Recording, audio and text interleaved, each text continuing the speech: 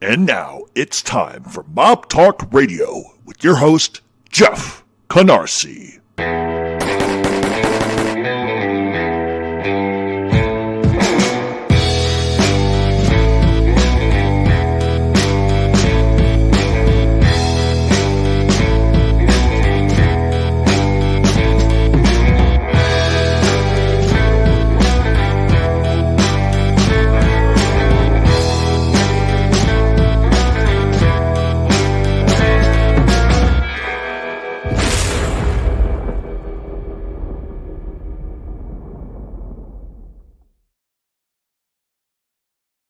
Yo, what's going on, everybody? I don't know if you guys can hear the music or not. The reason why I did that was I wanted to see how quick YouTube was going to try to cut that out of my show.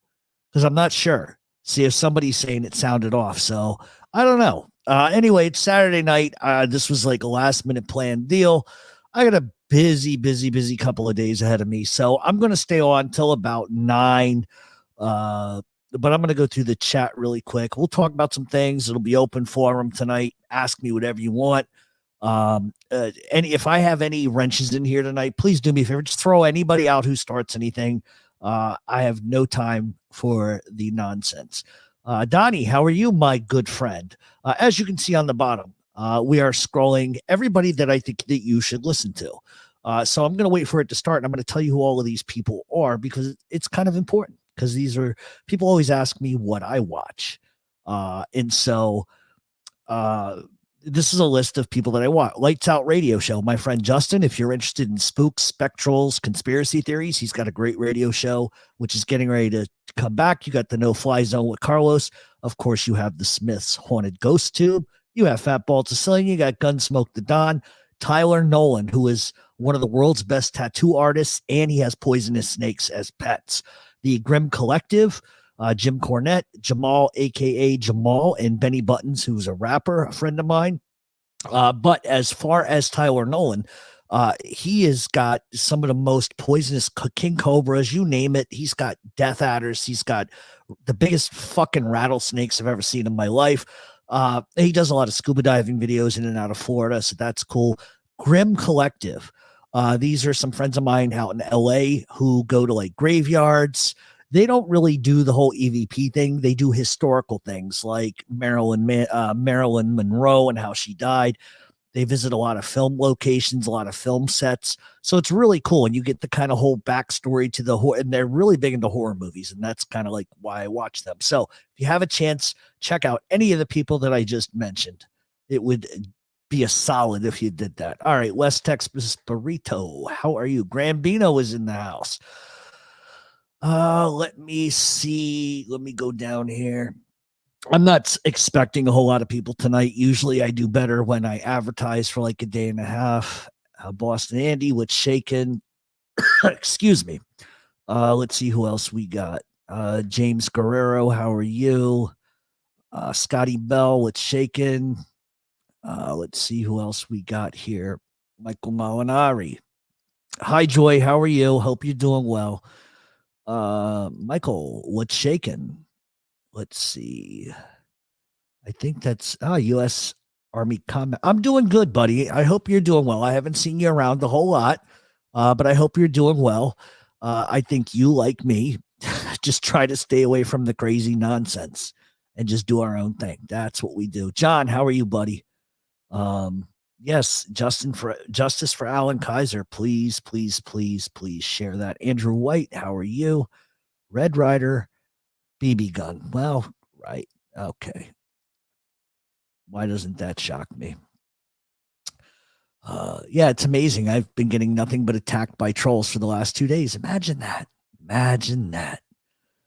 Snakes are fascinating, but I admire from afar too, but he has the biggest rattlesnakes I have ever seen in my life. Like, rattlesnakes are big anyway, but these are the biggest ones, and he handles them like they're babies. It's a little disturbing. Jimmy, how are you? But it's an interesting show because he's got king cobras. He's got all kinds of things that most people wouldn't have the balls to have. And he's missing a finger because he actually got bitten by one of his cobras and it almost killed him. You would think after that, you'd be done with that sort of hobby. But it is what it is. Let's see. Any confirmed post-release whack sightings yet? No, he's in a halfway house. I mean, I'm sure he's been seen, but he's in a halfway house. So let's see. There was something I wanted to bring up right at the top. So if you guys haven't been following the news at all, there's a guy by the name of Dominic Tadeo. He was an old Rochester hitman. This is a guy who got like 30 years in prison for narcotics trafficking and like 3 murders, trying to kill a bunch of other people. Well, he gets a humongous sentence. Okay. So he does all this time in the federal lockup. He eventually goes from like a maximum security to a minimum security prison, and they move him to a halfway house. Within 1 day of being in the halfway house, he takes off. So now the U.S. Marshals are looking for him. He's a dangerous guy. If you listen to what everybody says, but I just think it's, why on God's earth, if you've spent he was in prison since 1992. Why on God's earth, when you have 1 year to go and you're in a halfway house, so that essentially means you can come and go as you want. You don't really have many limitations other than working and coming back, being in at a certain hour. Why on God's earth after you've done that much time, do you take off? Because he's taken off, and now they're going to throw like another 10 years at him. What the hell is the point? Like, if you only have 1 year to go and you can come and go as you want, what the hell are you doing? I don't understand that. I can understand if like you're doing, 20 more years in your medium security prison. But see, a lot of people keep thinking that he escaped from prison. He went to a doctor's appointment and just never came back to the halfway house. It's just insane to me. When you spend that much time in prison, you got 1 year to go. I mean, he must have had an itch to do something. But to me, that's just crazy. It's just crazy to me. This is my point. He was that close to being free, and he flew to coop. And because he's got a reputation as a hitman, like everybody and their mother's going to be looking for this guy. It's just, somebody please explain that to me. Well, that could be reasonable. That may be it. Maybe he just doesn't want to do time on the outside. But I would think after 30 years, I mean, Pounding, how are you? How are you doing, buddy? See, this is another thing I was thinking too.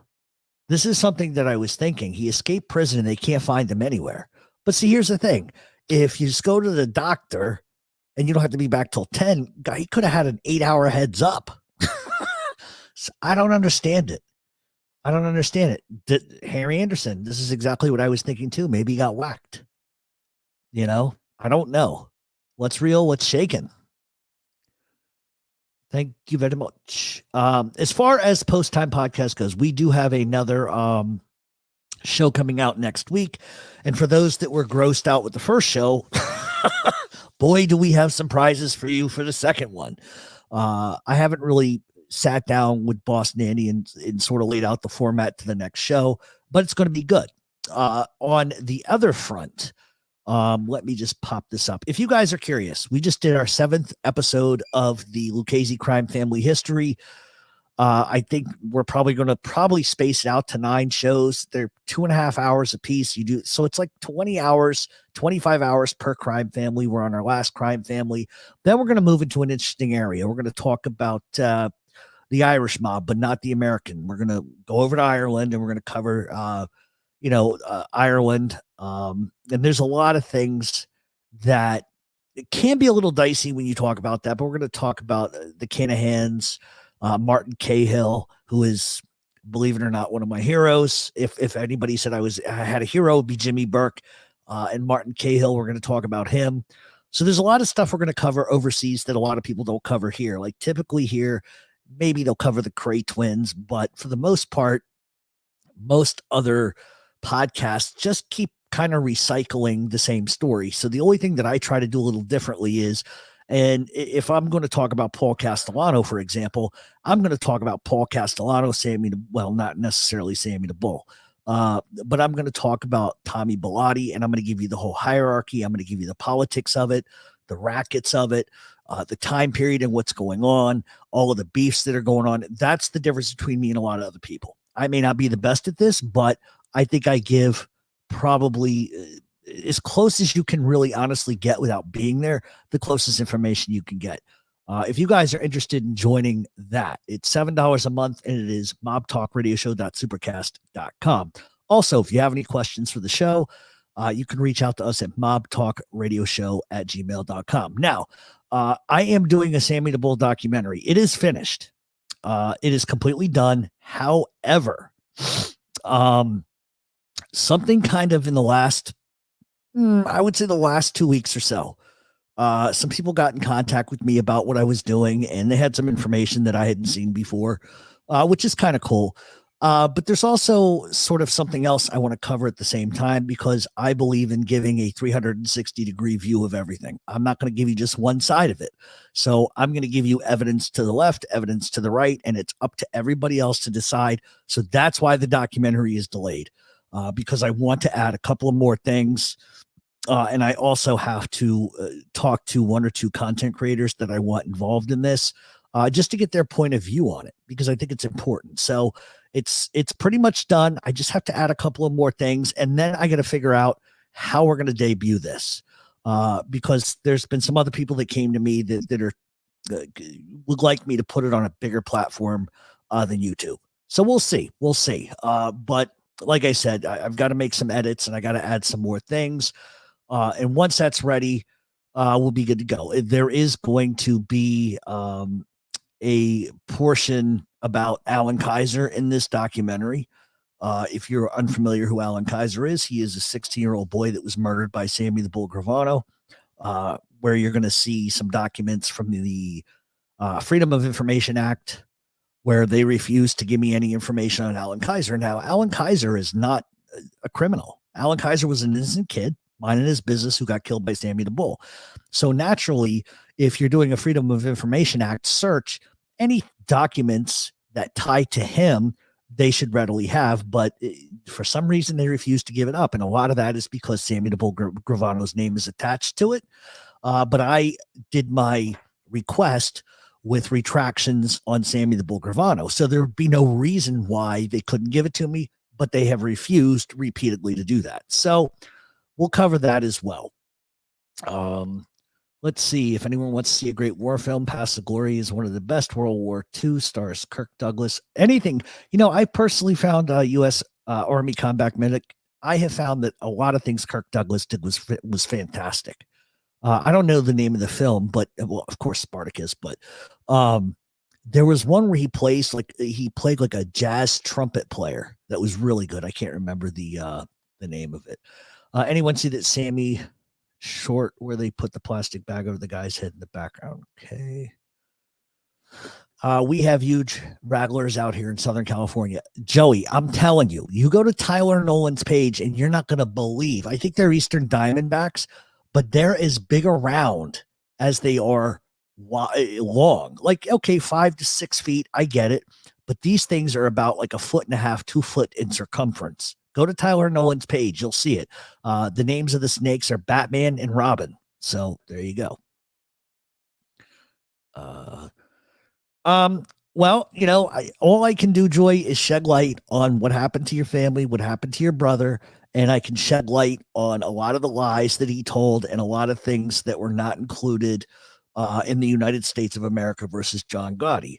But with that, anytime you do a documentary, you got to cover all sides to things. But we're going to do our best to present our case, but ultimately it's going to be up to everybody to sort of make up their own mind. Now, what I can tell you is this: I know Gravano doesn't like it because twice he tried to copyright my YouTube because he does not want me to put this out. And that's okay. He's entitled to not like it one bit, but I'll find a way to make sure it is streamed absolutely fucking everywhere, because it's important. It's important. It's important on a couple of different levels. Okay. Number one, it's important to show that he's a liar and that he lied under oath. Okay. It's important to show that Gaspipe Casso was somewhat telling the truth about Gravano's drug dealing. I have DEA reports and everything like that that show that Gravano was selling drugs. Now, Gravano denied selling drugs repeatedly, and then under cross-examination sort of admits to things he shouldn't have. Just like when Alan Kaiser was killed, and you look in the newspaper articles, the New York Times, the Daily Post, and all of this nonsense, the Daily News, what in the New York Post, what you'll see is the newspapers didn't even know Alan Kaiser's name. They didn't even know his age. They put unknown male. And the reason for that is, I mean, come on, in this day and age, everybody's name gets put in the paper. Now, if it was a minor, they would have said, this is a minor. This is why we're not releasing a name. But the whole reason why they didn't is because the FBI refused to acknowledge the name of Alan Kaiser, because they knew that if it got into court or it got into the press that he killed a 16-year-old kid, then what jury in their right mind would be okay with, Sammy Gravano doing 5 years for 19 murders. So there's just going to be a lot of stuff to talk about. What's up, Jeff? Marco here, checking in before I head to work. Yeah, hey, have a good night at work. Be safe, my friend. Be safe. Let's see. Tough Guys with Kirk Douglas, Burke Lancaster was a great movie. Couple aging gangsters getting out of jail in the 80s. Yeah, absolutely. Oh, my buddy D is in the house. Can't go anywhere. Hello, Miss Can't Be Wrong. How are you? I hope you're doing well. Do me a favor, Miss Can't Be Wrong.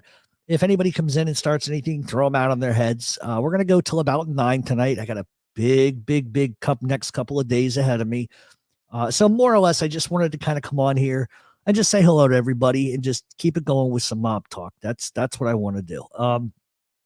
When Gravano flipped, why wouldn't he just admit to his drug dealing?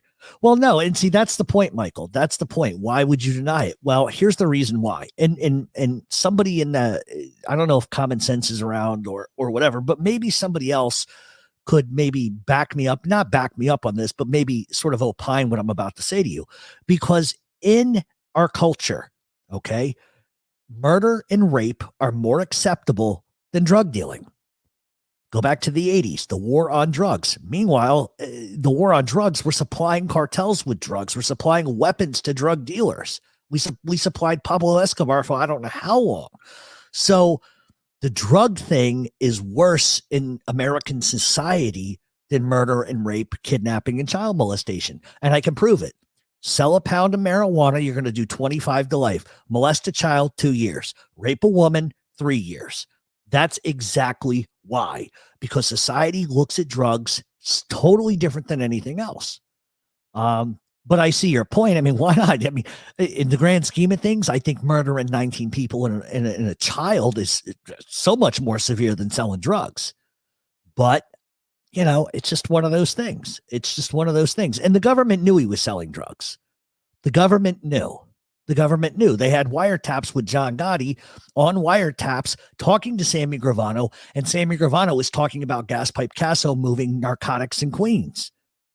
So there's a transcript I have where Gotti says, "Do you know anything about that?" And Sammy's like, "Well, yeah, kinda." So everything that Gravano alleged didn't happen actually did. It's crazy. It's crazy to me. The FBI told us nothing we can do. Well, yes, there is, Joy. There is something we are going to do. There is something we are going to do. Joy, I'll contact you next week and I'll tell you what my plan is. I got a really good plan. I've got a really, really, really, really interesting lawyer that is interested in this. And so I'll call you next week and we'll talk, but I think I have an idea where they're going to have to give you all the information that you want. And the process for that means you're going to sue them. And it's not going to cost you a thing, because I know somebody that'll help. And you just sue the federal government and they have to give you the files. At the very least, you deserve to know what the hell happened to your brother. Sammy Gravano, the master of the squeal. He's writing a book called The Art of the Squeal. Jeff, I have a question. On many levels of a family, how is the money distribution figured out? Well, much like Amway, everything flows from the bottom to the top. From the bottom, the associate kicks up to the captain kicks up to the boss, but it goes through the channels, and that's basically how it operates. Now, if you're talking about percentages, to be honest with you, it just depends on who you are as a boss. If you're a boss that has 200 rackets and you're pulling in $2 or $3 million a year, then you can afford to take, less than 14, 12%. Then you can afford to take 8%. But a lot of people are greedy. Let's just be honest about it. Vito Genovese was very greedy. Not as greedy as, say, like Angelo Bruno was. And I don't really know if Angelo Bruno was necessarily greedy. That was probably a bad statement for me to make. Joe Profaci, Joe Bonanno, those were greedy guys. There's something to be said for when your guys want to earn and they want to make money, and somebody like Angelo Bruno, when his men come to him and they specifically want to move in the drug business, he says, no, you absolutely can't do it. But yet he's taking kickbacks from the Cherry Hill Gambinos. What kind of message does that send? Oh, well, you're going to take drug rackets. You're going to give them our turf. You're going to take money off of them, but you're telling me I can't earn money? And let's be honest, the more money is in drugs than a lot of other things. And so from that street perspective, I can sort of understand that. It sets a bad precedent when you're going to take money and kickbacks from drugs, but then tell everybody else you can't do it. Well, what do you think they're going to do? So coke and heroin will be legalized in 10 years. Oh, yeah, I have no doubt. I have no doubt. Let's see. The lovely Dana has entered. Ndrangheta, how many people are actually getting that $44 billion at the top? Who is getting that much money? Well, here's what's very interesting about that. The $44 billion a year, that was as of 2016. So it's 2021. So I imagine it's a little bigger than that.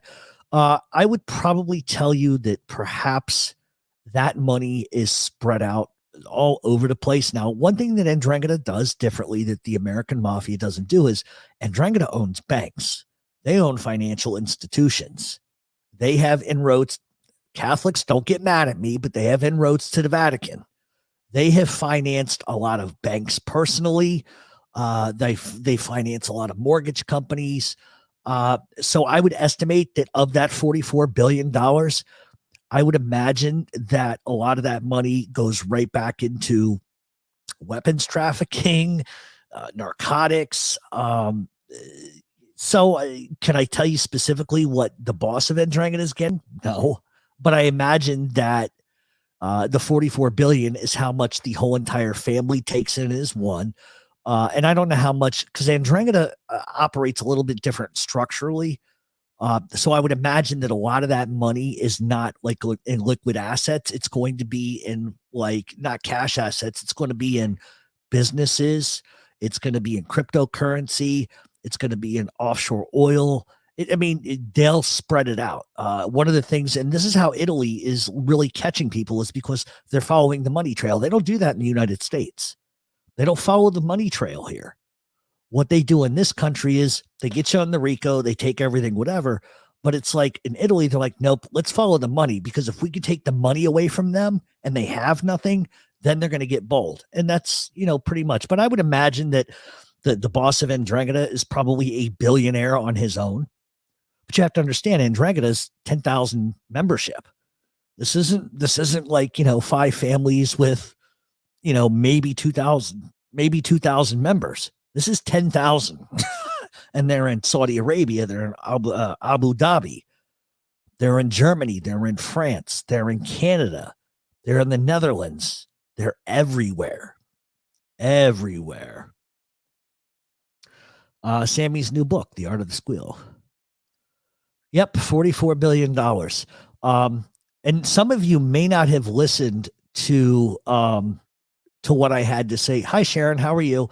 You guys may not have heard because some of you may not be members of my paid podcast, but we talked about Ndrangheta the other day. So just really quick, I'll tell you what we talked about, because a lot of people don't seem to understand something. The American Mafia were narcotics traffickers way back in the day. Okay. Started in the 30s, still goes on today, but they can't hold a candle to Ndrangheta, because Ndrangheta is now controlling every drug that is moved in Europe. The Los Zetas, the cartels are all funneling their drugs to Ndrangheta. And the reason why is because Ndrangheta versus Cosa Nostra. Okay, there's the two different entities.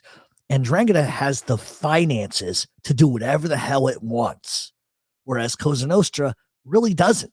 They don't have the type of money that Ndrangheta has. Just for example, in 2012, okay, 2 million 632 315 pounds of pure cocaine came from came from Italy to South America. That is like crazy. And so what we're seeing is that the Los Zetas and some of these cartels are going to Ndrangheta because they have the finances to do whatever the hell they want. And one of the other things too, the other reason why a lot of cartels are saving money these days is because they're manufacturing in the United States now.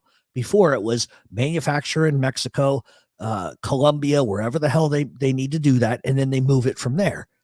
The fact that they're manufacturing in the United States now and just send it out that easily, you're not only no longer taking huge risks, but you're not spending the money. And the one thing that Ndrangheta does is they control the ebb and flow and the price.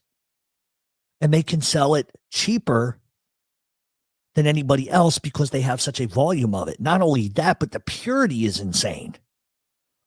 And so what ends up happening is when Ndrangheta has issues, or maybe they can't work out this deal because it's a little too small, that's when Cosa Nostra, Sicilian Cosa Nostra, will get involved. They're the fallback people. That's not the way it's been historically. Historically, it was Cosa Nostra ran everything. Now it's Ndrangheta. They run everything.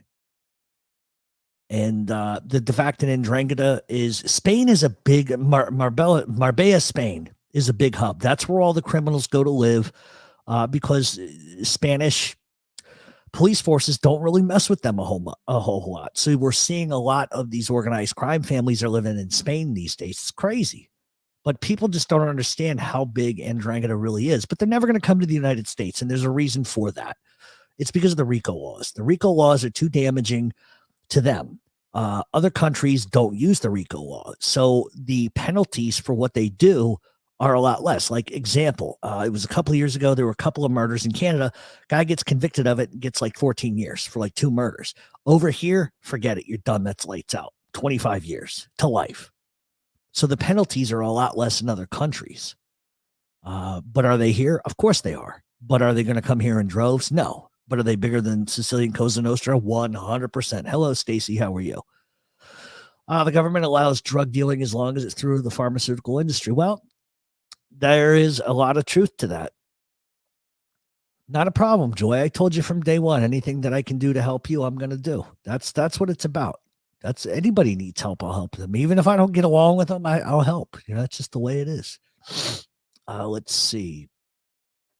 Could now and sister probably sue Sammy in civil court? Well, I think that's somewhat sort of happened.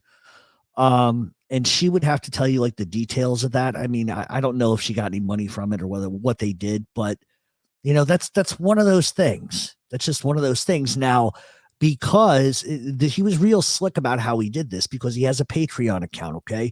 So when he shit talked Alan Kaiser, said, wow, the kid ran towards the gun. What a stupid kid. I killed him. So what, whatever. First of all, he blamed it on Louis Molito, who didn't do it. It was Sammy the Bull who did it.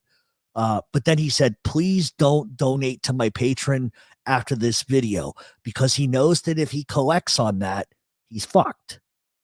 So, I think what Joy really needs is a lawyer who is just going to put up one hell of a fight, because the truth be told, he shouldn't be making any money off YouTube at all, because everything he talks about is Son of Sam. But the Son of Sam laws are real loose, and unfortunately the Son of Sam law in New York has just become sort of a stopgap. So you would have to find out what the Son of Sam laws are in Arizona and then go after him there, and that can get expensive. How much tax did Big Paul increase on his subs when he took over from Carlo? It was like around 20%. It went from like 10 to like 20%. And it doesn't make sense to me because Paul had all of the legit businesses. And I think that's what rubbed a lot of people wrong. And then he ripped people off with the concrete club, took more than his share, and it created a lot of problems. Okay. The reason why I just want to read this before I post it.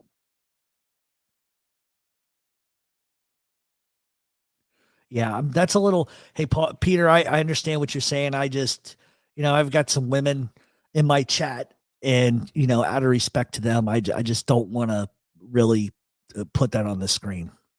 But I know what you're talking about. Sammy has always been money hungry. Even Gotti called him the green-eyed monster. Well, you know, here's the thing. When I come out with this documentary, you're going to see a lot of transcripts and you're going to see a lot of things. And I think there's at one point where John Gotti's having a conversation with Frank Locascio, and he says, Sammy the Bull told me this guy was robbing me.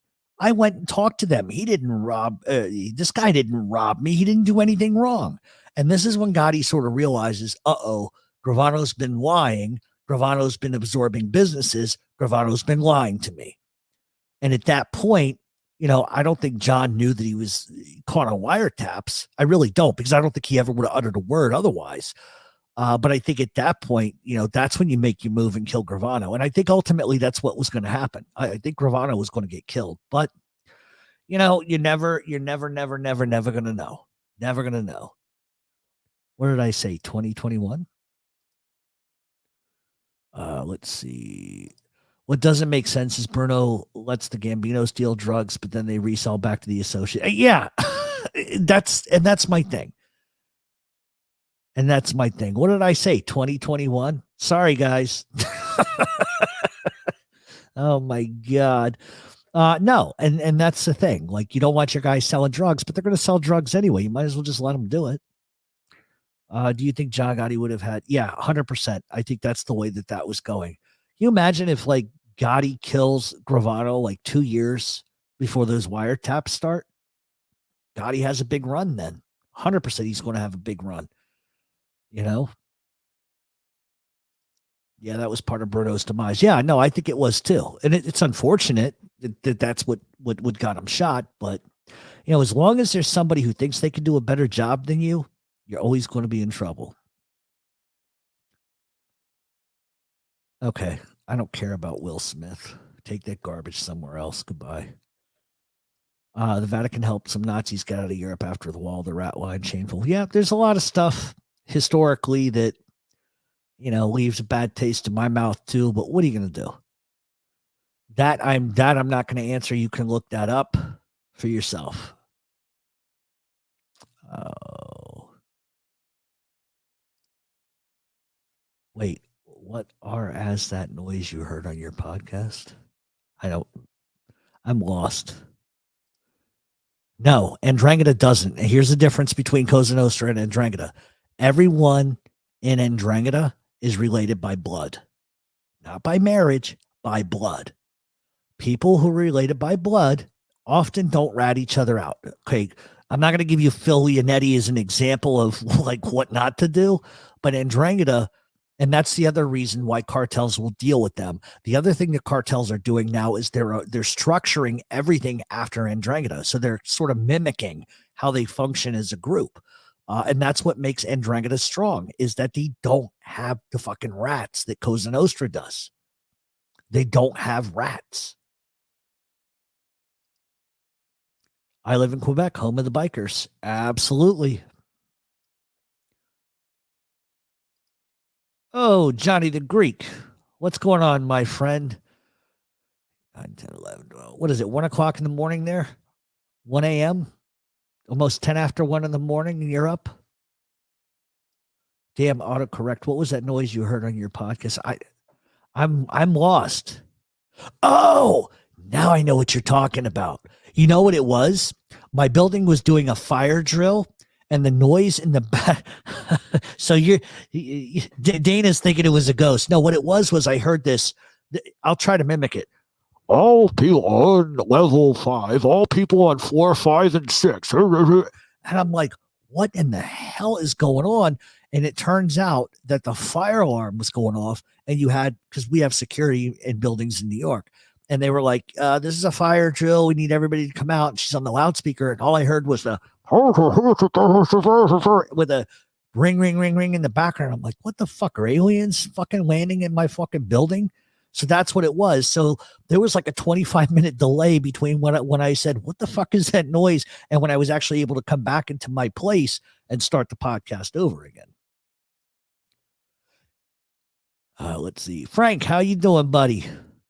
I hope wherever you're hiding is a great place. Ex-German general was running the Russian desk at the CIA. Danny Green was the man. He did. Danny Green didn't fuck around. He really did. He's stupid, but he had balls. I don't think anybody could say difference. And ndrangheta, my number one supplier. Frank, that does not surprise me. And I'm surprised we get along, Frank, because, I've said some cheeky things about you, but I kind of like you now. I'm kind of having a different viewpoint of who Frank Matthews was. And one thing I will always say about Frank Matthews, despite whatever theory that I might have about Frank Matthews, is he was highly intelligent and he was ballsy. I think he was bigger than Bumpy Johnson. He was bigger than those fucking bums, Frank Lucas and Nicky Barnes, the rats. Maybe Frank, maybe you did escape. Maybe you did. Do you still do your, wow. Okay. Oh, okay. I don't know what that's about. Zetas were dismantled. Frank Matthews. Everyone's saying, everybody loves Frank Matthews in my chat. Hey, Johnny, what's shaking? Thank you. I appreciate it. It's nice to do a show and, have your mind clear, have no drama in your life at all. It's like fantastic. I can't tell you how happy I am today. And ndrangheta is more powerful than the cartel. Well, okay. I was going to say that, Frank, but I got to be careful. I got to be careful, Frank. Unless you're going to send people over here to protect me, I got to be very careful. But you're right. They're bigger than the cartels. They are. Sammy is doing bedtime stories on his own YouTube channel. Daddy is.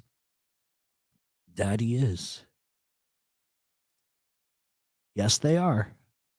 But they're not in the United States in the sense of like regular Cosa Nostra. They're here. Like we've got Camorra here too. I mean, there's, let's see. That Ron Previty haunting joke, open the fridge, hilarious. What's funny about that, DaCosta? Check this out.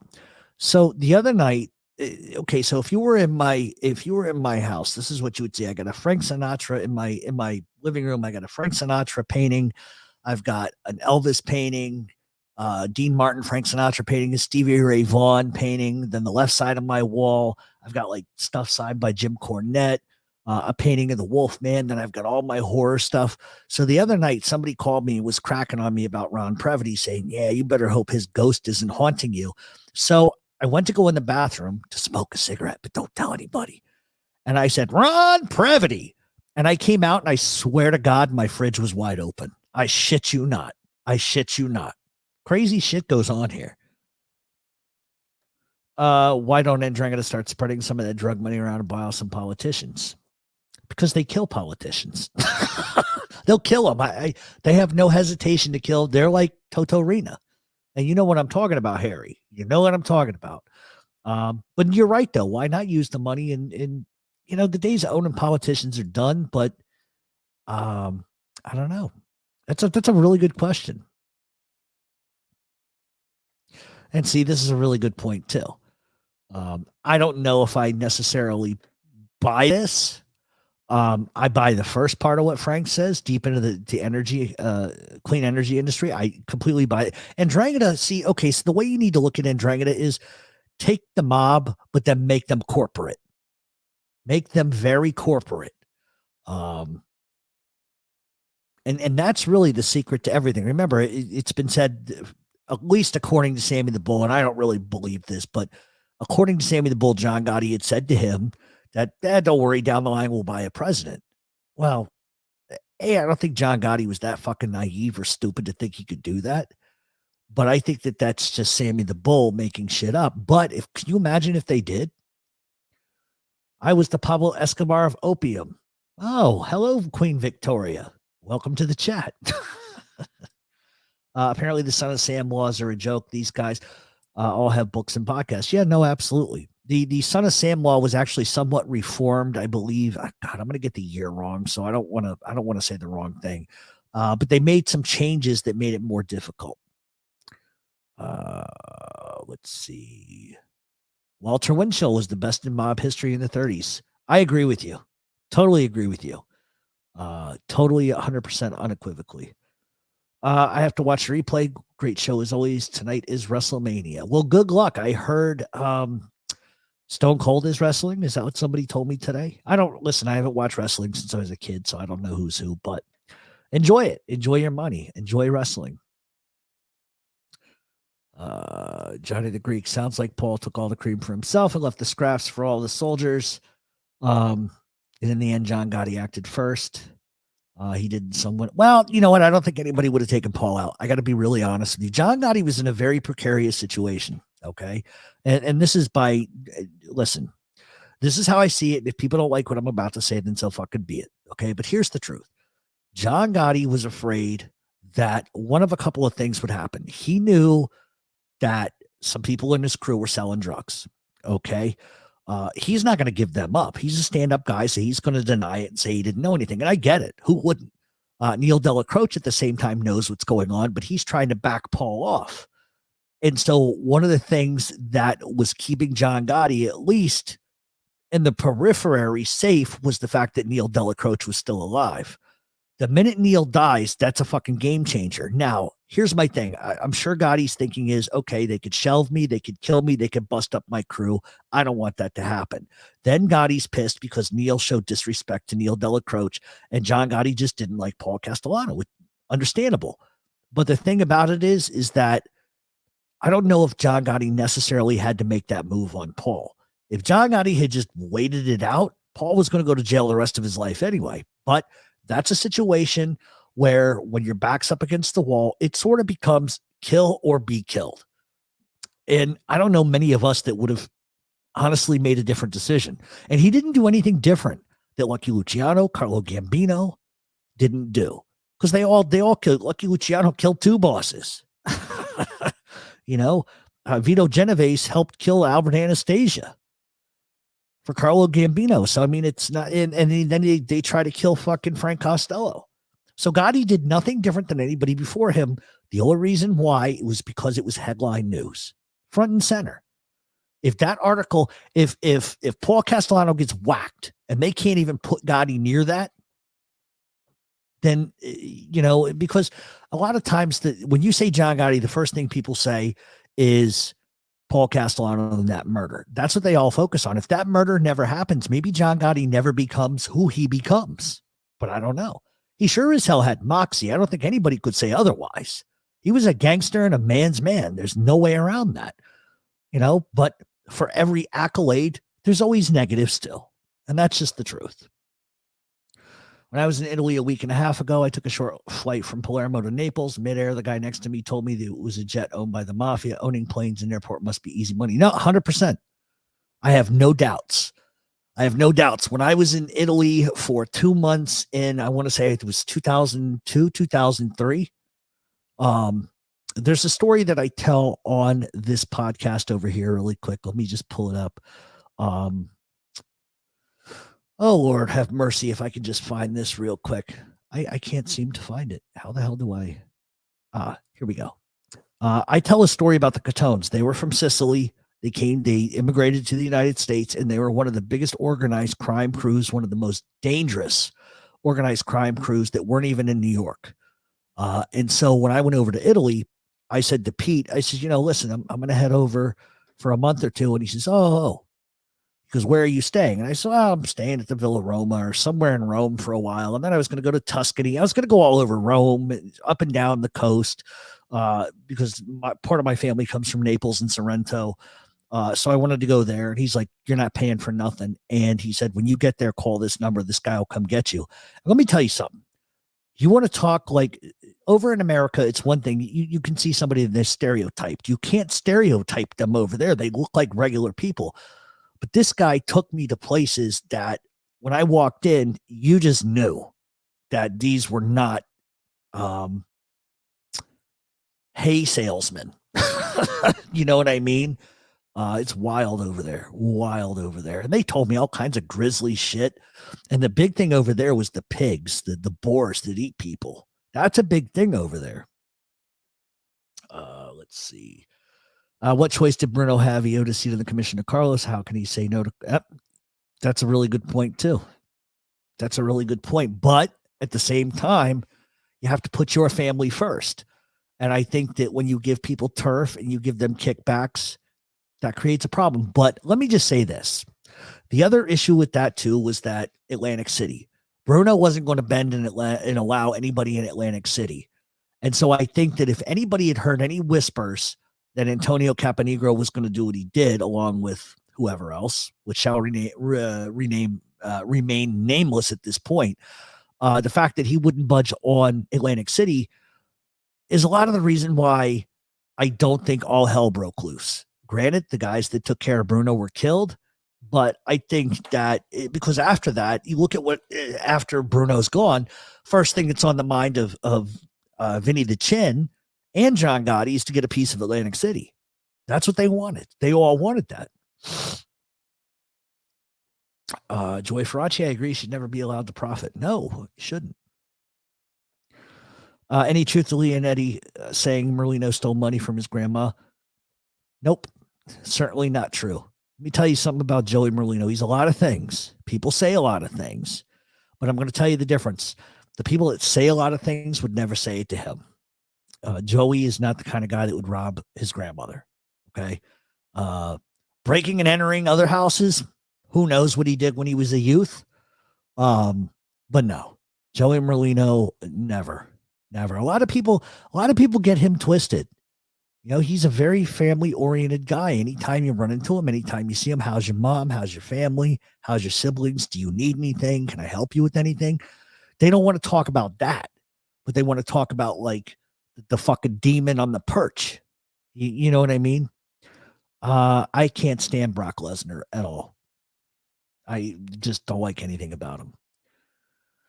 Let's see. You're like the Walter Winchell of the 21st century. Well, I don't know about that. I just try to do my best. Sometimes I get things right. Some things I get things wrong. Here's a troublemaker. How much money did you lose, Chris? How much money did you lose? Because I know you lost. If you had to join one organization, would it be ndrangheta, Kimura, Cosa Nostra? I got to be honest with you, Kimura. I wouldn't want to be in Cosa Nostra with some of the things that I see now. Just to be honest with you, I would go with Kimura because I just think that foundationally they're strong. Ndrangheta is a little psycho to me. That's just way too big. And anytime you're dealing with a group that has like fucking RPGs and explosives, you know what? Let me go with like the mid-grade organization here. I would be involved in Kimura if I was going to be involved in anything, to be honest with you. Cosa Nostra will be a second. Ndrangheta just a little terrifies me, to be honest with you. But I just think that there's a big generational gap that's happened in Cosa Nostra. I don't think the men are as strong as they used to be. And that's like a generational thing, right? And that's an evolution thing. Everything changes. And that's not a slight on anybody, because let me tell you something. I know probably I could count on one hand 5 guys from one family who are the most stand-up, quiet gangsters, men's men you could ever meet. And you don't see that in a lot of crime. I bet you go to the Gambinos, you can't pick 10 guys that are like that. You'll probably get 5. Bonanos, probably get 5, maybe. You know what I mean? But in a smaller family, like say, I don't know, Philadelphia, 5, 6 guys that I'm telling you are straight out of organized crime, legendary status as far as I'm concerned. And you don't see that every day with smaller families. And that's what people underestimate. They underestimate people because they think size. Size is nothing. Determination and willingness to kill somebody is everything. I can't wait to see how much Chris lost. I cannot answer that legally speaking on YouTube. Email me at mobtalkradioshow@gmail.com and I'll tell you what's going on with that. Let's see. Is there a common opinion on the streets of South Philadelphia as to whack Johnny Gongs? Couldn't tell you, don't know. And even if I did, I would never answer that question. You're Joey Bag of Donuts is going to get me killed. You're going to get me in trouble. You know what? I'm just not going there. I think people talk about it. I've heard things before, just people talking, but that's just people talking. But I will not deny or admit that I have heard anything. It's none of my business. I stay out of stuff like that. Does ndrangheta have the same structure as Cosa Nostradamus? You got me to snort, you motherfucker, you. The structure is very similar, but it's not the same. No, the titles are very, very different. Very different, because they'll actually have in other little towns other area bosses, which will be underneath of like the main hierarchy, but every little town has like a little boss, so it's a little different. I wish I was in Belize, Cabo, anywhere, Hawaii. Well, Miss can't be wrong. Maybe we can get you a trip somewhere. Awesome to have a live MTR show where people have quality questions. There's no drama. Nope, never any drama. Every once in a while, we'll get a shithead that'll come in here. I have no comment on either one of those groups. This is, listen, we talk about organized crime here, specifically Italian organized crime. I have seen you repeatedly in a couple other chats intentionally try to start things by saying, oh, do you get along with FBS? Do you get along with that person? So while I appreciate your question, I'm not going to answer it. Just come on. Yes. And if anybody would know, it is D. D stands for danger. Oh. Dana, after I get done with this, I'm going to shoot you an email. I'll tell you what's going on with something. I guess I don't know. I guess I just want to tell you and Donnie because like I'm excited and like I like you guys and you guys are like family at this point. So cool. So I'll send you an email. Okie dokie. I have a second home in beautiful Sicily. The priceless smell of lemon and orange groves. Oh, I know. I loved it when I was over there. Ron got you. Yeah, he did. Yeah, absolutely. Just wide the fuck open. I don't get it. Ghosts get hungry too. Do they? You know why ghosts can't have children? They have a hollow weenie. It's the stupidest fucking joke I've ever told. Have you heard of any Sacra Corona United members going stateside? I haven't, no. But would it surprise me? No. I think we got a little bit of everything in this country. I just don't think you're ever going to see it. I think if ndrangheta push hard, I mean really hard in the United States, they'd cripple the mob here. They would take over everything. Invite Joey Marino over and Ron will show up. Let's see. Okay, it looks like they're talking about vacations. Let's see. I'm going to scroll down a little bit, guys. So if I pass some of your stuff, don't take it personally.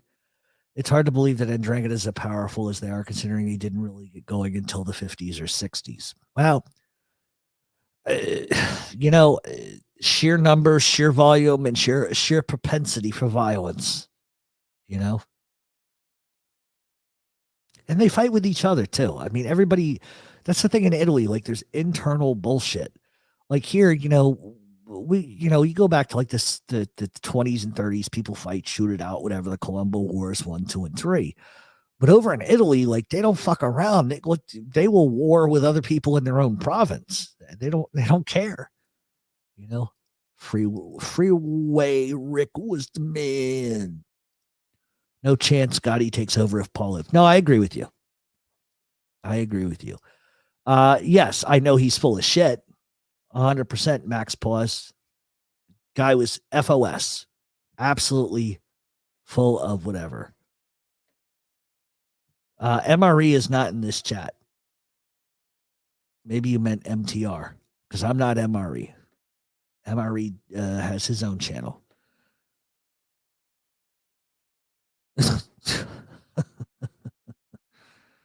Unreal. I'm sorry. What did I say? It's all good, bro. Listen, if you listen to MRE, that's fine too. It's not a big deal. Listen, one thing everybody needs to understand about me. I don't care who anybody listens to. I really don't. Because there's enough material out there to for anybody to find something that they like about somebody else. So you'll never see me say, I don't like you because you listen to that channel. Like, I don't care. It doesn't affect my bottom line. And that's what people don't understand. YouTube does not affect my bottom line. I do this for fun. I don't ask for money. I don't care about money. I do this just to kind of hang out with you guys. Yeah, Yakuza guys are brutal. John Stanfa's 100%. 100%. You got to remember that the Gambino crime family protected John Stanfa. He took off. He went to Maryland, opened some pizzerias, and then he goes back to New York, and New York protects him. Why do they protect John Stanfa? It's a little strange to me. Let's see what we got. Yakuza and the Triads have a large presence in California, with fentanyl being huge in California. They're making a lot of money in Cali right now. What's your opinion on the mob encyclopedia? I'm 40, got it from a close friend, and I remember reading some maid guy was in Major League Baseball. God, who wrote the mob encyclopedia? Because I believe I had a copy of that when I was a kid. 10 years old, you're getting mob books for Christmas. What 10-year-old is getting those things? MTR Elvis, If I Could Dream. Yeah, that's a great song. I like that dream. That's one of my favorite Elvis songs. Oh, you didn't lose. You actually won. All right. So you know the deal, Chris. You know how this operates, right? You got to kick up to the man. God damn it. You knew I was going to go for the 10%. 10% is $30. What the fuck are you talking about? You don't want to give up $30 or whatever? Come on. Do you think Leonetti told the FBI Joey Merlino robbed a change jar when he was young from someone's grandma? I don't. Oh, do I think? No. Listen, if Philly and Eddie had, here's the thing about informants. Let's be very realistic about this. When an informant, let's take Bobby Luisi, for example. Okay. He likes to sit on his fat, wrinkled ass, and he likes to pretend to say, I didn't rat on my friends in Philly. Only because you didn't fucking know anything. Do you really think a rat is going to be like, oh, I'll tell on A, B, and C, but D, E, and F, I just won't do. Like the government's going to parlay. Like, you know how the pirates, when the pirates would kidnap people, the British would scream, parlay, parlay, and they had to live by the code. Okay, that kind of nonsense. This is the same deal. When informants agree to cooperate with the federal government, they are promising to admit to everything that they have ever done, and they have to tell everything they know about every motherfucker there is. So if Bobby Luisi, you mean to tell me Bobby Luisi, who did a stretch, why didn't he give up Joey and other people? Because he didn't fucking know them.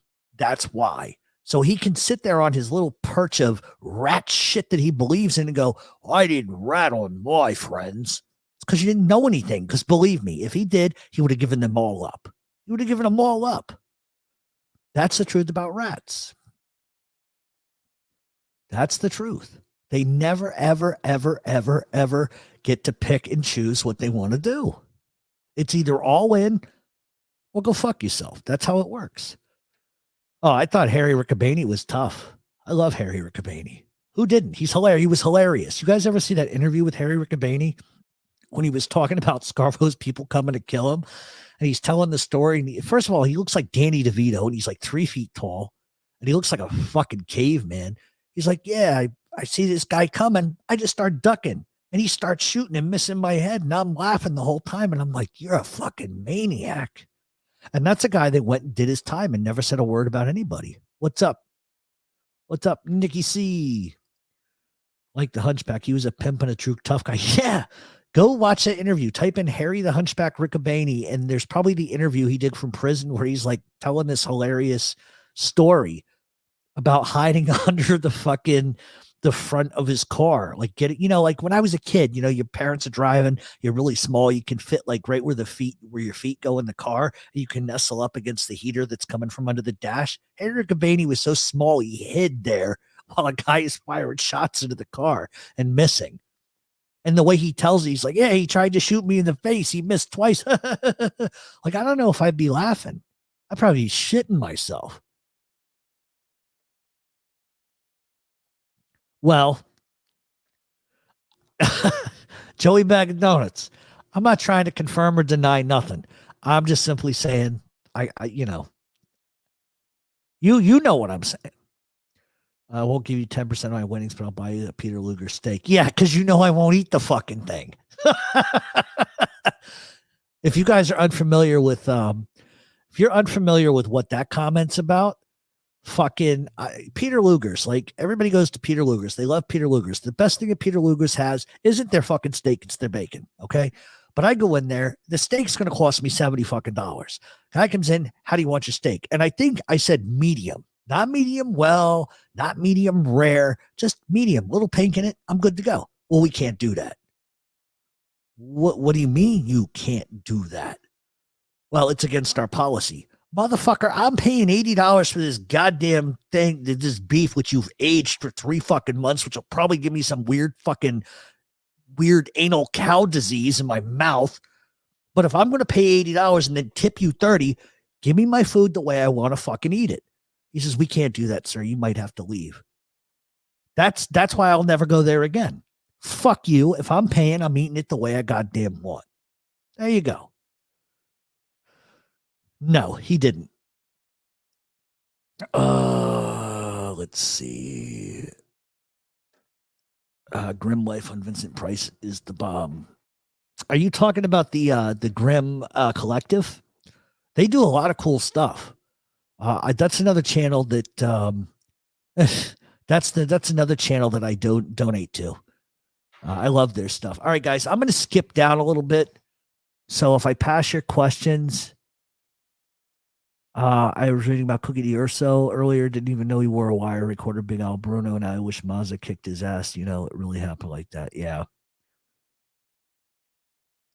Not all bull crap, but it wasn't all bullshit, Max, but it was inflated. It wasn't all bullshit, but it was inflated. Nelson, No Fly Zone. What's up? Guys, yeah, definitely check out the No Fly Zone with Carlos. I haven't seen Carlos in a while. Somebody said he was pissed at me. I don't know if that's really the case. Nor do I care. Because unless he tells me himself, I don't buy what anybody has to say. Okay. Uh-oh. Really? Gianni Catalano. Why does that scare me that you're from Springfield? I know a lot of people in Springfield. Gianni Catalano. Huh. Do you know Al, Gianni? And you know the Al I'm talking about, not Bruno. The other one. Wow, that's a small world. 10% for the big guy. Hey, having a good night too, man. Go out on the town, be safe, and don't let the feds recognize you, my friend. All right, guys, I'm going to skip down to the middle, to the bottom. Chris Gorky. Oh, there, yeah, 3%, you prick. After my taxes eat that, what am I at? 65 cents, you jerk off? I'm going to tell somebody on you, and you know who I'm going to call and tell. You're in big trouble, my friend. That 3% is not going to fix your broken legs. Under the dash, he was so small. Yeah, absolutely. What's good, Yankees for life? Guys, I'm going to skip down to the bottom. Hey, look at that. The Smiths, Dana, Haunted Ghost Tip. Thank you very much, Dana. You don't have to do that. You don't have to do that. And I also got to email you about that thing you were asking about, too. I'm on top of it. Would Quack Quack Rogerio have been whacked if he didn't get sick? No. Gotti shelved him. And he was under too many indictments at the time. He was under like 5 different indictments. Paul was under indictments. They wouldn't have killed him. Gotti just shelved him. Gotti never spoke to him again either. So, all right, guys, I'm going to scroll down a little bit because I want to make sure I can keep up with the chat. Oh, shit, I think I'm here. Honestly, the longer you age beef, the better it tastes. Tender facts. I was an inspector. No, I believe that, and I have no problem with that, and I have no problem paying extra money for that.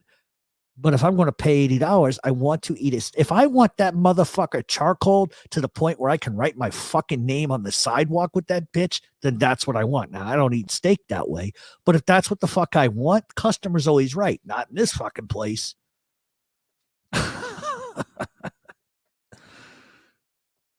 Oh, geez.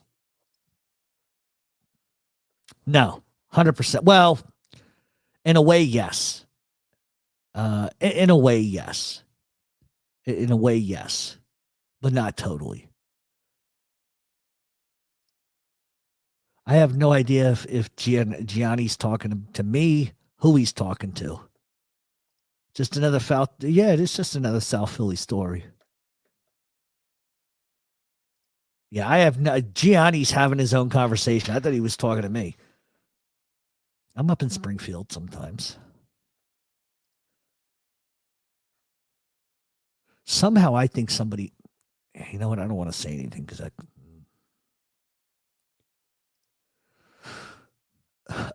you see, I would agree with you on that point. I think that's a very astute and that's a very intelligent point that you just made. Absolutely. Absolutely. Have you got any information about Joe Pistone? I've heard rumors that he wasn't very straight and may have committed. Oh, he did commit a whole bunch of crimes. After he got out of the FBI, if you go to his interviews, Max Pause, and you watch his interviews, he admits to breaking crimes. Now, to breaking all kinds of different laws that he was not legally allowed to do. But you want to talk about the biggest hypocrisy about Joe Pistone? Picture this. He talks all of this crazy shit on all these shows of how him and Sonny Black was tight. Him and Lefty Ruggiero was tight. He wasn't even that tight to Lefty initially. That's not how he even got into the family. But even more so, he likes to pretend that, yeah, we knew all of this. We knew all of this. I was about to be made. Then explain to me how the fuck, if he knew everything, it was so tight, how he did not know that Joey Massino pulled off the 3 captains' murders. How does he not fucking know that? Surely the mob is the biggest gossip factory you're ever going to meet. You think the Golden Girls were gossipers? The mob is a gossip factory. Everybody gossips about each other. That's just the way it works. It's the streets. That's what we do. They do. We do. We all do. Whatever. But how does he not know anything about that? How does those 3 murders where John Gotti and Jeannie Gotti allegedly, according to the feds, took the bodies and buried them in the hole? How did he not hear any whispers if he's that tight with Lefty Ruggiero and Sonny Black? There's no way he could have not heard anything. He didn't know a fucking thing about that. So I don't think he was ever that tight. He wasn't that tight. You know? I would love to know what the hell you guys are talking about.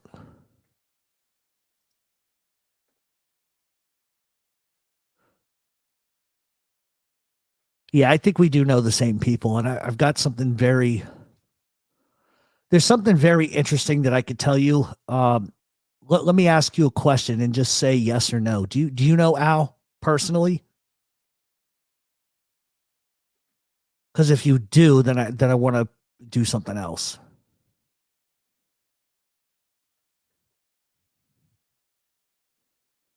That's crazy. Okay. Do me a favor, Gianni, if you don't mind. Send me an email at mobtalkradioshow@gmail.com. Just send me an email and say hi, and then I'll talk to you about something. Strictly off the record.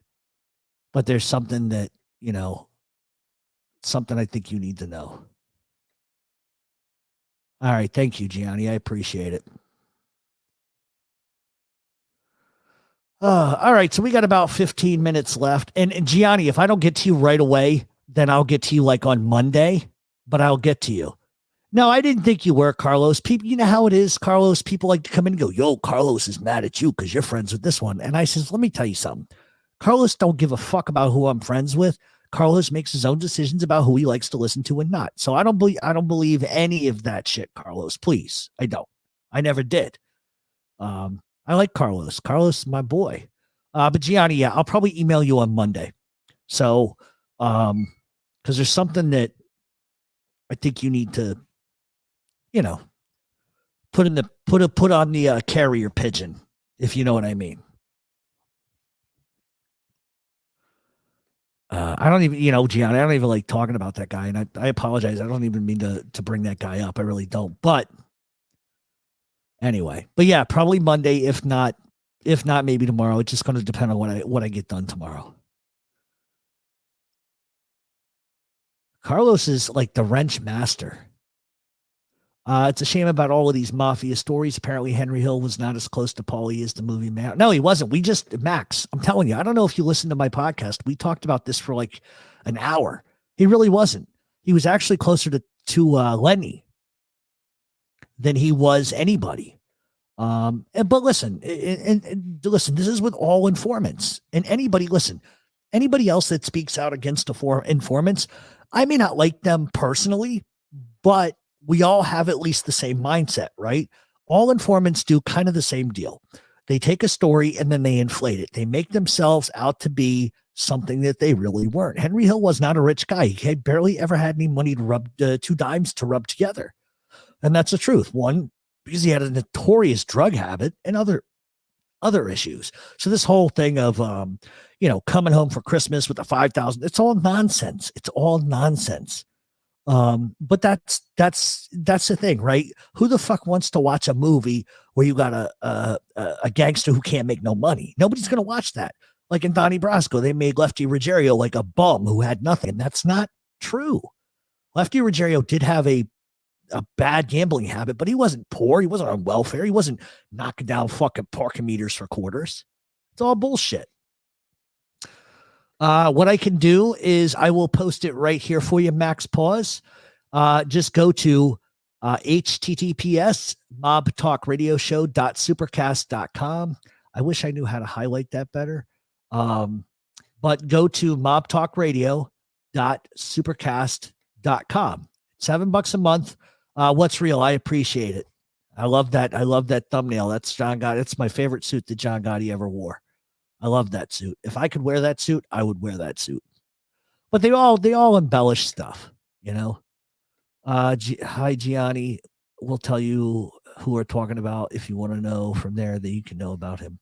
Now, I think I know who you are talking about, but I'm trying to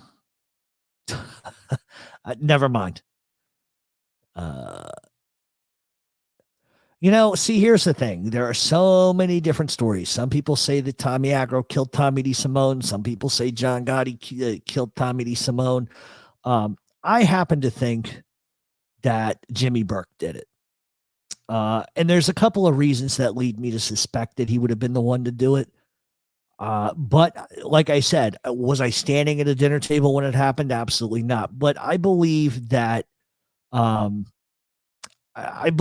Jimmy Burke was responsible for that for a lot of different reasons. And I think a lot of it had to do with the fact that the Gambinos were looking to kill Tommy because they suspected that he had killed Foxy Jethro.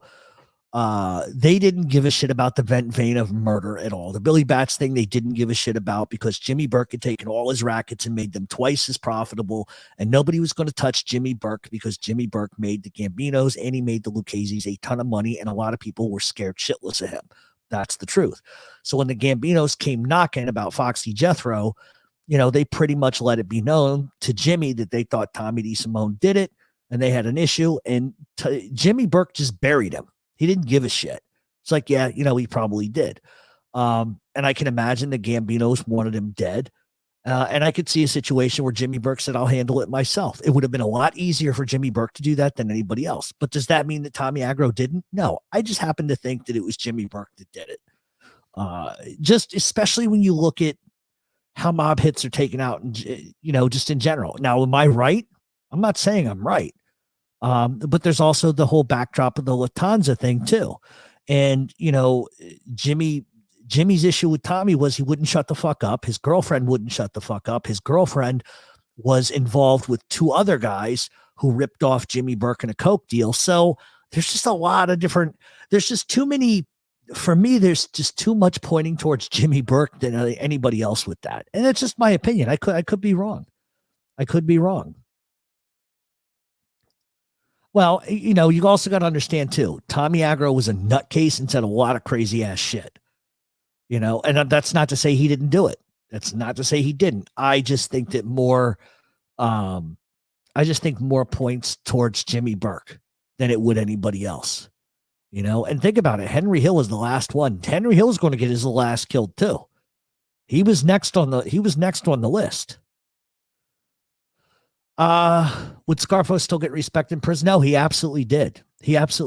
But he had power in terms of relationships, like with Vicamuso. Yeah, he would still be considered a member. Would he carry weight in prison? Probably a little bit. Well, at least according to Sal Polisi, who's friends with everybody, including Frank Sinatra. Guy's a moron. Well, that's true too. There was a lot of guys. Jimmy Burke, there were 12 or 14 people killed right after Lufthansa, within a year. That's one of the things we just did on the show. We talked a lot about why Jimmy Burke did what he did, justified or not. Just like a lot of people, like the whole Stax Edwards thing, like a lot of people don't get is Stax Edwards was supposed to take the fucking van to John Gotti. That a lot of people don't know that. They think it was just, he was supposed to drop it here and here. John Gotti owned a chop shop in New Jersey, and Stax was supposed to take that van to New Jersey. Instead, he didn't just fall asleep at the girlfriend's house. He parked the fucking van in front of a fire hydrant. And so naturally, the cops see the car in front of the fire hydrant. Oh, look, the Ford Econoline matches the description of the vehicle that was used in this heist. So what happens? They open the doors, they dust for prints, they start getting everybody's prints because they didn't wipe shit down. So Stax is going to get killed for that. But that was supposed to be delivered to John Gotti. Henry Hill claimed John Gotti personally. No, absolutely not. Absolutely not. John Gotti killed people, but that was not one of them. Do you really think that John Gotti was going to move against Jimmy Burke? I don't. I can guarantee you he wouldn't have. John Gotti was a tough guy, but Jimmy Burke was something altogether different. Was supposed to get rid of the van and didn't. Nope. Instead, he parked it in front of a fire hydrant like a dunce. And that was also, you got to understand, Henry Hill, the movie makes Henry Hill like this big integral sort of part to Lufthansa. And really, it was Tommy DeSimone who came up with the idea, along with a couple other people that were at the airport. It was kind of like this conglomerate. Tommy DeSimone takes it to Paul Verio down in Florida, who was no longer in New York anymore. And Paul Verio says to him, that's fine, but you can't do anything. Let Jimmy Burke control everything. So when Jimmy gets out of prison, I think it was just a couple of months later, Jimmy gets out of prison. Jimmy puts together the team. It was at Henry Hill's suggestion that they get Stax Edwards. Henry Hill had nothing to fucking do with Lufthansa at all. Nothing, zilch, nothing. That's what's so funny. They play this scene where Ray Liotta is in the shower. Oh, Jimmy, and he's smacking the shower wall. He did nothing. And people forget that they all think that that Paul Verio got all of that money. That money went up to Tony Ducks. Not just to Paul Verio, went up to Tony Ducks. Yeah, John VC is still alive from what I heard. Funny story. I found out he was living in Detroit, so I put his fucking address out. He was living outside of Detroit. I put his address out, said, by the way, this is where John VC lives. Within 2 weeks, he had moved. He literally packed up his whole shit and moved. Jimmy Burke's childhood. Yeah, Jimmy Burke had a tough life. Jimmy Burke, I would love to just, Jimmy Burke, something about that guy.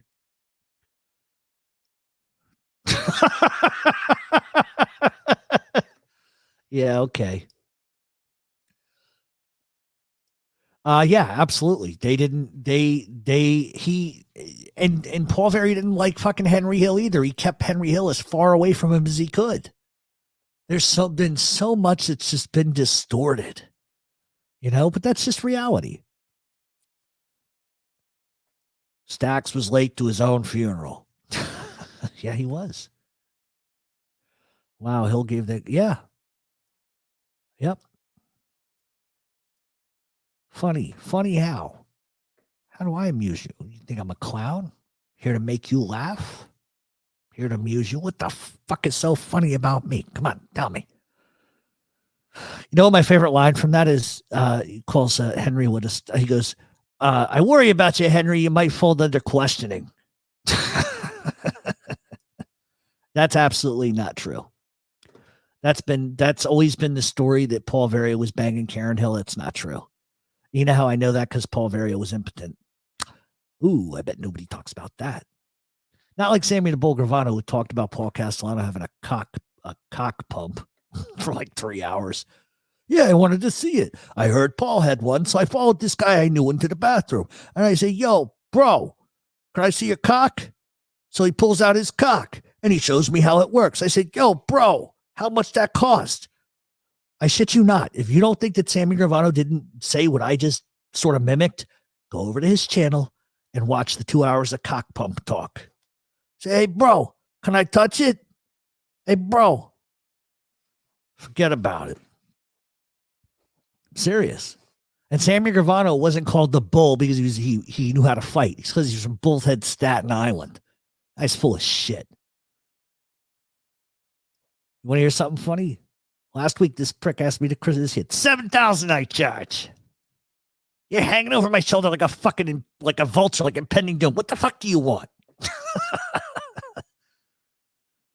Oh, only my mother calls me Jeffrey and my brother, or the cops. Sammy said I'm not, Sean, I'm not bullshitting. You go over there and he'll be like, yeah, bro, I saw it go into the bathroom. Hey, bro, pull down your pants. Show me your cock. I want to see how this works. What man, if he's not interested in other men, does that? Like, I don't care. Teach their own. Love freely, okay?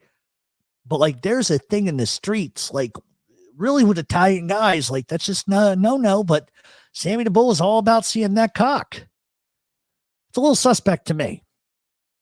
But there were always rumors about Gravano in gay clubs. In fact, one of the men that Gravano killed, and this is God's honest truth, there was a guy that Gravano killed that was a bartender in Brooklyn. And it turns out that him and his brother-in-law, Nicky Scabetta, were having an affair with this guy. Both of them were. And that's why he killed the kid. That's true. True story. So, you know. In one of his last interviews, Hill was saying Jimmy Burke went to Roy DeMeo to whack him. Why would Jimmy Burke need to go to Roy DeMeo? Joe Pesci, Best in Casino. Jagoff, you can pound that veal for hours. Yeah. You put your fucking feet, you horse smelling motherfucker, you. Yeah, that's great. There were some great lines in that. Men don't get in a hurry unless a lot of penis issue. Yeah. I've known more than a few tough Irishmen in my day. When they say Burke or Watts was treated like a button guy. Oh, Joe Watts, forget about it. Joe Watts, my God, he's a man's man. They're like, oh, he's German. He's not German. He's Welsh, Irish, and I think there's like not even a fucking dovetail of German in him. That's why I love it when these mob rats go, yeah, Joe the German. They called him that because he was a Nazi. He's Welsh, you dumb stuttering prick. Like, unreal. Unreal. Speaking of Schmiegel, is it true he killed his friend because he heard him? Yes, 100%. He killed his brother-in-law, Nick Scabetta, over that. Nick Scabetta owned a really, really multi-million-dollar drywall business, and Sammy wanted it.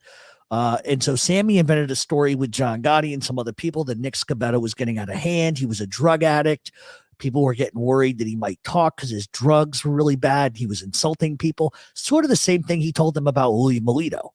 Oh, he's on drugs. He's creating problems. He's insulting people. Same line of bullshit Gravano gave Gotti. And so he killed him.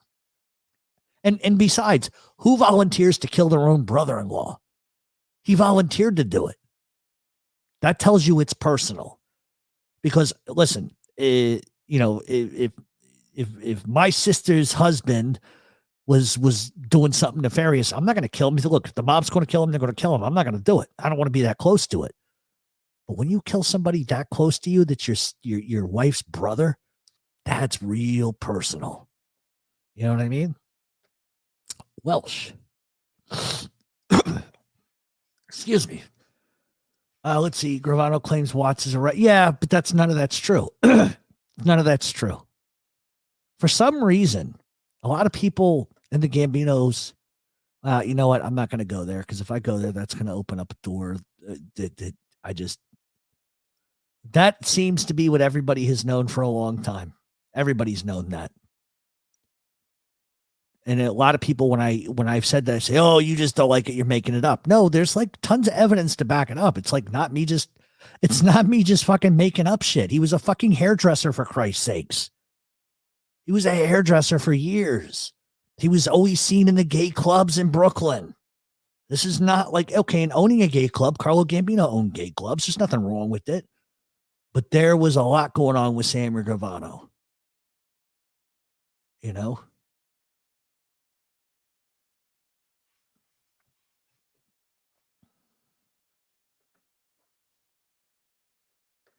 Let's see what else we got.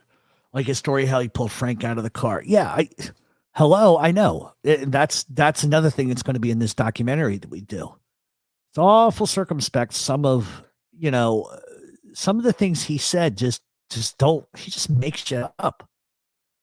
And like, I guess because he's old now and like all shriveled up, it's easy to for him to kind of be like, well, maybe I forgot a couple of things, All right, so we've been going for an hour and 27 minutes. We're gonna go for like 5 more minutes, guys, and I'm gonna get out of here for the night. Let's see. I'm surprised John Gotti didn't mention Sammy being well. I'm surprised too, but I don't know. I love Peter Luger's beefsteak tomatoes. Oh, they're so awesome.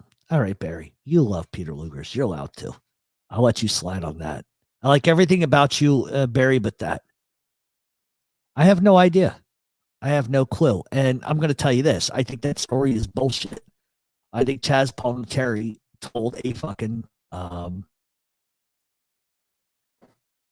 Vitali, yeah, he was going to kill him. Let me go back down to this. I think that story is made up. I think that's a wives' tale that he's told throughout the years. I just don't believe it. I don't, because after all of these years, the guy's been dead. Sonny got whacked, 40, 50 years ago? Why wouldn't you tell anybody who that is? I just don't believe it. I think he made the story up. It's a good story. Definitely not. Definitely not.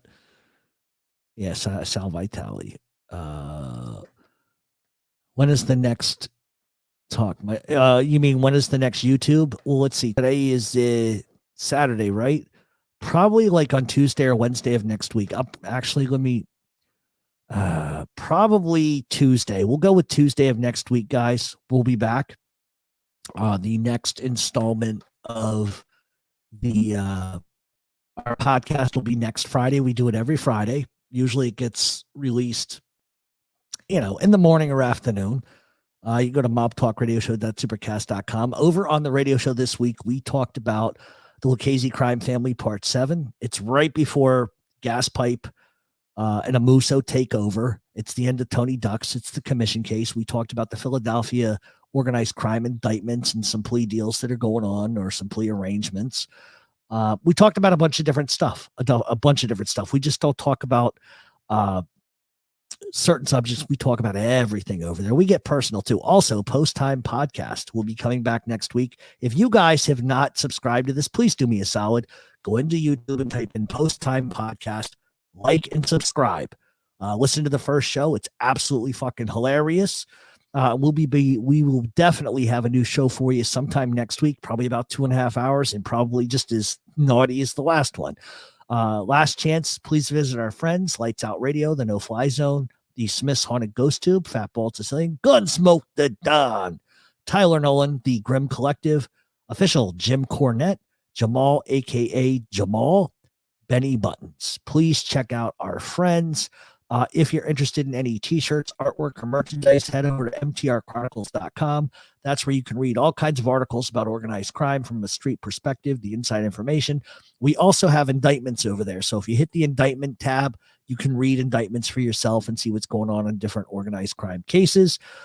Past all of that, please subscribe to the Post Time Podcast if you're interested in joining our paid podcast platform. mobtalkradioshow.supercast.com. It's $7 a month, and it pops up right on your fucking Spotify for you, or whatever sort of podcast player you want to use. So let's see. I'm going to look through the yes. Yeah, there's I don't think Dana's in here anymore. Or Dana, if you're in here, she did it the other day. There's like 54 episodes. We've got 100 and whatever on YouTube, on this YouTube page. And then we've got 54, 55, 56, something like that. But yeah, when you join, you can listen to everything previously. So Max, pause. You'll get the Gambino crime family, the Lucchese crime family, the Bonanno crime family. And we're talking about from the days of Gangs in New York with Joe Morello till Lucky Luciano. Like, it goes through the whole chain of events from like the 1800s all the way to about the 2000s, depending on which crime family it is. But absolutely, you get all access to everything that we've ever done. So you're not just going to join and go, oh, great, I'm getting part 7 of the fucking Lucchese's. I didn't get the other 6. You will get every single one of them. I think there's over 54, 55 episodes. Good stuff. I like it. I enjoy doing it. Did Jim Cornette have anything to say about Scott Hall dying? He did. He absolutely did. If you're not a fan of Jim Cornette, you should. He's hilarious. He cracks me up. So please, guys, if you guys, hello, Jesse. How are you? Late as usual, Jesse. Oh, you were at work. Oh, but yeah, listen, I would never lie to you. And I tell you what, I'll make you guys a deal. Anybody who has not joined the paid podcast, and I'm going to give you the site right here. And I don't do this all the time, but I will do this because I believe in me and I believe in my work. Mob Talk Radio podcast platform, mobtalkradioshow.supercast.com. Okay. It's $7 a month, or you can join for a year. I tell you what, if you join for a month and you don't like it, I will give you your money back. We also do contests, guys. We give away free artwork, which is a $200 value and up. We give away shirts. We give away signed photos. We give away all sorts of crap on the show. This Friday, we are giving away a couple of things. So if you are on the paid podcast, you're going to want to listen in close Friday, because we're going to do a big contest. So no cheating, Jesse Roth. You little cheater. You'll cheat on them. I know you will. You'll be like, I know what the answer is. But we give away a bunch of stuff on our show. We're the only show that gives away free stuff. A lot of other people don't. We do. Last year, it was over $2,500. We're on pace to be something like $4,250 this year. So, we take $4,200 worth of merchandise. We just give it away. We give it away because you guys are nice enough to join our podcast. You're nice enough to pay for it. And this is why we do the YouTube Live. One, it helps me bring people to the paid site. And two, I like to come in a drama-free setting and have organized crime talk. And we don't have drama in my channel. Thank you. Out of interest, how did you get so knowledgeable about detailed information about them? I grew up in an organized crime family. That's how. Sometimes when you grow up around it, right? You grow up around it, and you grow up around it. You have relatives that are involved in it, and then you're around people like that most of your life, and you do certain things in your life. That's how you know. That's how you know. I have friends who are in that life. So it doesn't matter who they are. They know who they are, and they know I care about them. So that's it. That's how I know. That's how I have a street perspective. Jesse. I know something you don't know. But I didn't find out till I was probably 14 or 15 years old that my family was involved. And how I found out was my brother took me to a video store and he rented Goodfellas. I had never seen it. I was like 10. And he plays the film and he's like, that guy reminds you of anybody? And I'm like, not really. He goes, pay attention, you prick. So I start watching and I look and I say, Tony, gee, that reminds me of Uncle Tony. And that's like Uncle Phil. And that's like, and he says, get it now? And I'm like, oh. And the minute that I sort of came to that realization, it kind of terrified me. And I remember, oh gosh. All right. Nobody go anywhere. I am going to drop the link to the Supercast. Okay, guys. So hold on a second. Come on. Load up, you motherless fuck. Okay. Guys, I'm going to drop the link to the actual Supercast site. I don't know why I didn't do this before. I guess I'm a fucking moron. Hold on. Let me drop the link. Probably everybody's running away right now. Here is the link, guys. That is the link right there. mobtalkradioshow.supercast.com. So anyway, my brother plays this video for me. And then I remember I got really scared. I got really scared. And I remember saying to my mother, my grandfather on his Cadillac had like a sheriff sticker. So I thought he was a sheriff. I'm like, ooh, he's a sheriff. That's pretty cool. But it was one of those stickers where like a benevolent association kind of deal. Oh my God. I wish I could show you. I wish I could show you the person that just texted me. You guys would be like, holy shit. This guy's always busting my rod. All right. He's asking me a personal question. Anyway, so I got real scared. And I said to my mother, and this is in Providence, Rhode Island. Okay. I said to my mom, I said, Grandpa, cop. She started laughing. She says, why on earth would you ever think that? I said, well, he's got the sheriff sticker on his car. She goes, oh, no. That's like a benevolent thing. And I didn't know what benevolent meant. She goes, he just gives money to them. I said, oh.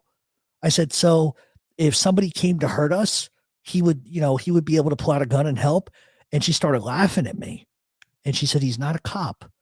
But if anybody touched a member of this family, 100 men would come to kill them.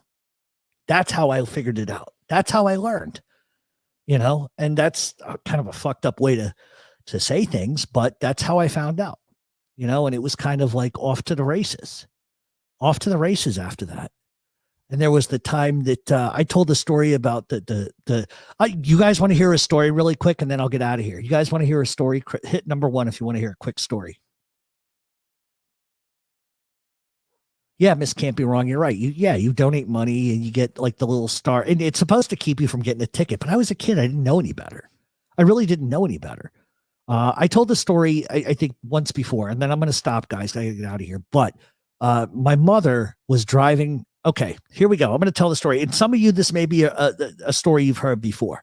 So my mother had taken my grandfather's Cadillac, and we went to Federal Hill in Providence, and we were going to get cold cuts and some other things on the hill. And my grandfather had one of the only Cadillacs in the city that had a car alarm.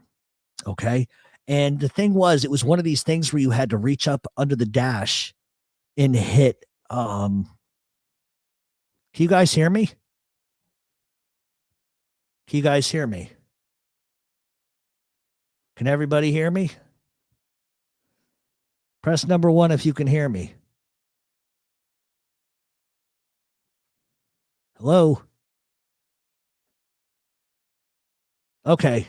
Sorry, somebody said what happened to the audio. So, all right. So anyway, we're on Federal Hill, and my grandfather had a Fleetwood Brougham, and it was brown. It was 85, 86, whatever the case. And it had a car alarm underneath of it. And so we're coming out of the store. I go to the car, and I get in, and I was such a small kid, you couldn't see me, unless I'm really like putting my head above the window. And what ends up happening is my mother comes around. She doesn't hit the alarm. She gets in the car. The lights start blinking. The wipers start going. She doesn't know how to turn it off. So she starts zooming down the street. The problem is somebody from one of the local butcher shops saw me in the car and said, oh my God, Jeff's been kidnapped. And they call my grandfather and they tell him, your grandson was just kidnapped by some crazy lady. The car alarm's going off and everything. So he's panicking. He's calling Vinny and some of the guys, and they're all getting over to the house. And what ends up happening is this whole way home, which is like a 7-minute trip. The wipers are going, the lights are flashing. She's like sideswiping cars like a fucking animal because she doesn't know how to drive a big car. And there were no curb feelers. And so what ended up happening was, as we pull up in front of my grandfather's house, him and 3 other guys who I knew as uncles, which weren't my uncles, were standing in the front yard with like the wool overcoats, the hats on, and they're all piling in a Buick. And I look, and my grandfather's got a gun in his fucking hand. Like, they legitimately were getting ready to get in the car and go looking for whoever stole the car and stole me and shoot a motherfucker. That's how serious they were. But we had a huge laugh because my mother didn't know how to turn off the goddamn car alarm. So there you go. There you go. Tony from South Philly. Hey, what's up, Tony? How are you? Friend of ours just texted me. Which he's not going to stop texting. He's going to be, why the fuck didn't you answer me? God damn it. I don't even know what to tell him either. He's breaking my balls over here. Anyway, guys, I'm going to get out of here. We are going to be back on Tuesday. If you have not taken the opportunity to join the podcast, here it is, mobtalkradioshow.supercast.com. I would encourage all of you. And like I said, if you join and you don't like it, I'll give you your money back. It's not a problem. I wanted to thank all of you for coming in and watching my show. I know that there is some background noise sometimes that goes on, but I appreciate all of you taking the time to spend a little time with me. It means the world to me. Yeah, and they were serious as fuck. They were not messing around. Miss can't be wrong. Not for 1 second. But thank you all.